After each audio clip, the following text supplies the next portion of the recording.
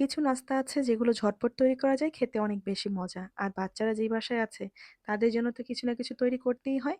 সেইরকম একটা নাস্তা নিয়ে চলে এসেছি। আসসালামু আলাইকুম, সবাই কেমন আছেন? তো আজকে যে নাস্তাটা তৈরি করব তার জন্য এখানে নিয়েছি একদম চালের গুঁড়ি, যেটা হচ্ছে পিঠা বানানোর চাল। আর সেই সাথে নারিকেল নিয়েছি একদম ফ্রিজ থেকে, আর এখানে পাটালি গুড় নিয়েছি। একটু দিয়েছি লবণ। আর সেই সাথে এখানে একটু আটাও ব্যবহার করেছি যেন এই পিঠাগুলো একটু নরম হয়, কারণ চালের গুঁড়ি দিয়ে একদমই শক্ত হয়ে যায় পিঠা। তারপর কিন্তু এখানে কাঁচা পানি মানে ঠান্ডা পানি দিয়ে আমি কিন্তু খুব ভালোভাবে মিশিয়ে নিচ্ছি।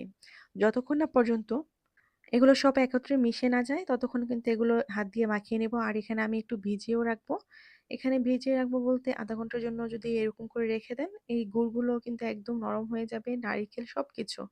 তো তার জন্য কিন্তু এখানে ০.৫ ঘন্টার জন্য আমি একটু ঢাকনা দিয়ে রেখে দেব। তো এই যে দেখুন ০.৫ ঘন্টা পর সবকিছুই মিশে গেছে। এখন কিন্তু এগুলো একদমই সুন্দর একটা ডো তৈরি হয়েছে। ডো বলতে যে মিশ্রণটা এটা কিন্তু খুব বেশি ঘন না আবার পাতলাও না। তো এরকম করেই বানাতে হবে। এই যে তৈরি করে নিলাম। এখন এটাকে চুলাতে ভেজে নেওয়ার পালা। খুব সহজে এটা কিন্তু যখন তখন আপনারা কিন্তু বানিয়ে নিতে পারেন, রেস্টের দরকার নেই। কারণ যেহেতু আমার এখানে ফ্রিজের জিনিসগুলো ছিল যার জন্য এগুলো নরম হতে একটু সময় লাগতো। তো এখানে কিন্তু একদমই অল্প তেল দিয়েছি। খুব বেশি তেল, ডুবো তেলের দরকার হয় না। আর এটা কিন্তু অল্প, অল্প করে চামচ দিয়ে দিচ্ছি। আরেকটা জিনিস হলো, যেহেতু এখানে পাটালি গুড় আছে আর তার জন্য কিন্তু এটা খেতে অনেক বেশি মজা লাগে। কারণ এর মধ্যে একটা সুন্দর ফ্লেভার আছে। পাটালি গুড়ের ঘ্রাণে যেকোনো পিঠাই অনেক বেশি মজা লাগে। তো এখানে কিন্তু এই পিঠাটা বানিয়ে নিচ্ছি। এটা কিন্তু আমি দেখা যায় বিকেলের নাস্তা বা সকালেও বাচ্চাদেরকে বানিয়ে দিলে ওরা খুব সহজে এটা খেয়ে নেবে। তো আমার বাচ্চারা কিন্তু অনেক বেশি পছন্দ করেছে, কারণ এগুলো একটু মুচমুচে হয়েছে চালের গুঁড়ি দেওয়ার জন্য, আর সেই সাথে ভিতর থেকে অনেকটাই সফট লেগেছে। তো ২ টা মিলিয়ে খুবই মজাদার। তো আস্তে, আস্তে এপিঠ-ওপিঠ ভেজে নিতে হবে একদম দাঁড়িয়ে থেকে। কারণ এটা যেহেতু পাতলা করে দিয়েছি, এটা কিন্তু আপনি এখান থেকে সরে গেলে এটা পুড়ে যাবে।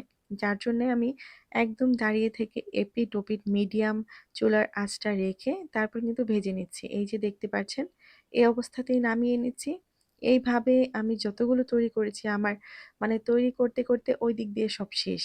মানে একদিকে তৈরি করেছি, একদিকে খাওয়া শুরু হয়ে গেছে। তো যাই হোক, এই পিঠাগুলো কালারটাও দেখুন, যেহেতু গুড় দেওয়া হয়েছে, কালারটা একদম সুন্দর লালচে, লালচে হয়েছে। খুবই সুন্দর কালার। তো খেতেও ভালো লেগেছে। আমি এরকম করে কিন্তু দেখা যায় তেলের পিঠাটাও আপনারা তৈরি করতে পারবেন। সেটার একটা ভিডিও অবশ্যই দেব। তো এই পিঠাটা দেখুন, মাশাআল্লাহ, যারা একদমই পিঠা তৈরি করতে পারেন না, তেলের পিঠায় কিন্তু ঝামেলা হয়। এটা ফুলে ওঠে না, অনেকেরটা চুপসে থাকে। আর এটা কিন্তু কোনো ফুলে ওঠার কোনো ব্যাপার-স্যাপার নেই। কিন্তু এটা খেতে অনেক বেশি মজা।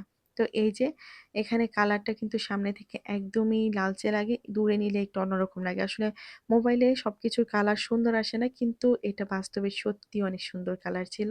আর তার চেয়ে বেশি মজা ছিল। তো যাই হোক, এই পিঠাটা তৈরি করেছি। আপনারাও চাইলে তৈরি করতে পারেন। আজকের ভিডিওটা এই পর্যন্ত। আল্লাহ হাফেজ।